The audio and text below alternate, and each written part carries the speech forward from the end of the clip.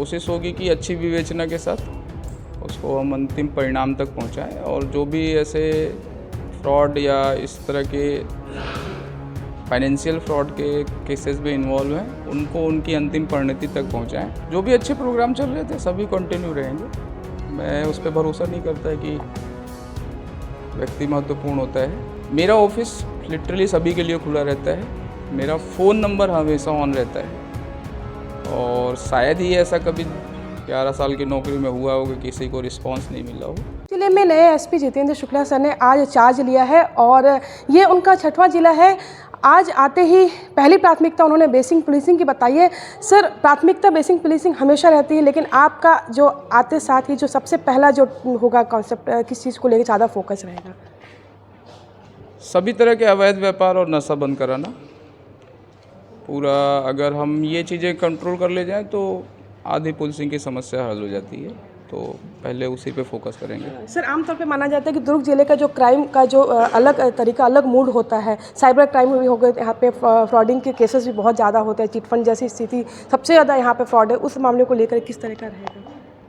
सभी मामलों को स्पेशल तरीके से ही देखा जाएगा, ट्रीट करेंगे और कोशिश होगी कि अच्छी विवेचना के साथ उसको हम अंतिम परिणाम तक पहुँचाएँ और जो भी ऐसे फ्रॉड या इस तरह के फाइनेंशियल फ्रॉड के केसेस में इन्वॉल्व हैं उनको उनकी अंतिम परिणति तक पहुंचाएं।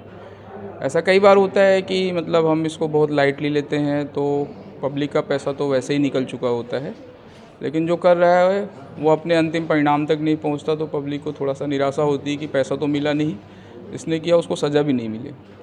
तो मेरी कोशिश रहती है कि पहले तो हम पैसा दिला पाएँ।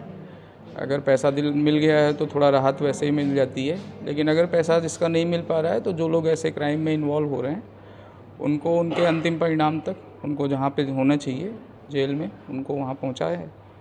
और अगर हम लिटरली फॉलो करके 8-10 केसेस में लोगों को सज़ा दिला देते हैं तो लोग कम से कम उस ज़िले में घुसना छोड़ देते हैं और उस ज़िले को बख्श देते हैं कि नहीं, यहाँ पे पुलिस माफ़ नहीं करेगी तो वहाँ नहीं करना है। सर, हर जिले में जब नया एसपी आता है उनका एक ड्रीम प्रोजेक्ट साथ में होता है। आपके लिए ड्रीम प्रोजेक्ट क्या होगा यहाँ पे? मैं अभी परसों तक कोरबा में था तो आज यहाँ लैंड किया हूँ। ऐसा कुछ अभी ड्रीम नहीं है। 1 हफ्ते 10 दिन लगेंगे मेरे को। दुर्ग में समझ लूँगा तो मैं दुर्ग के हिसाब से और अपने व्यवहार और अपने नेचर के हिसाब से फिर दोनों कॉम्बिनेशन मिला के कुछ सोचूंगा कि नहीं, दुर्ग के लिए क्या बेटर दे सकते हैं जो पब्लिक की अपेक्षाओं पे भी उतरे। सर, पब्लिक की अपेक्षा की बात करी आपने, तो पब्लिक और पुलिस के बीच का जो गैप है आमतौर पे हर जो एसपी आते हैं वो कम करने की कोशिश भी करते हैं नए नए तरीके से। तो सर, आपके लिए जो लास्ट टाइम जो कुछ प्रोग्राम्स यहाँ पे पुराने एसपी ने चलाया कि उस टाइप के प्रोग्राम कंटिन्यू रहेंगे और नए कुछ इसमें ऐड ऑन होंगे? इसमें जो भी अच्छे प्रोग्राम चल रहे थे सभी कंटिन्यू रहेंगे। मैं उस पर भरोसा नहीं करता है कि व्यक्ति महत्वपूर्ण होता है। पुलिस अधीक्षक ने अगर कोई भी प्रोग्राम चलाया और उससे पब्लिक को फ़ायदा है तो वो कंटिन्यू रहेंगे। और मेरा प्रयास हमेशा रहता है कि बिना पब्लिक के पुलिस तो है ही नहीं, मतलब अस्तित्व ही नहीं है। अगर पब्लिक नहीं है तो पुलिस का कोई रोल ही नहीं। क्या करेंगे हम ऑफिसेज और थाना खोलकर? मेरा ऑफिस लिटरली सभी के लिए खुला रहता है।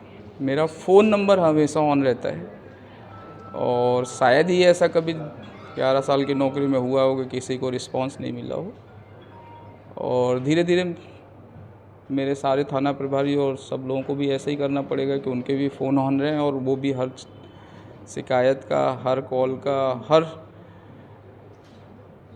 जो रिक्वायरमेंट है पब्लिक का उसका वाजिब रिप्लाई दे सके। और जैसे ही हम पब्लिक के लिए अपने दरवाजे खोल के रखते हैं वो लोग मुसीबत में ही याद करते हैं। जैसे उनके मुसीबत का निपटारा होता है तो पुलिस की साख वैसे ही बन जाती है। बिल्कुल।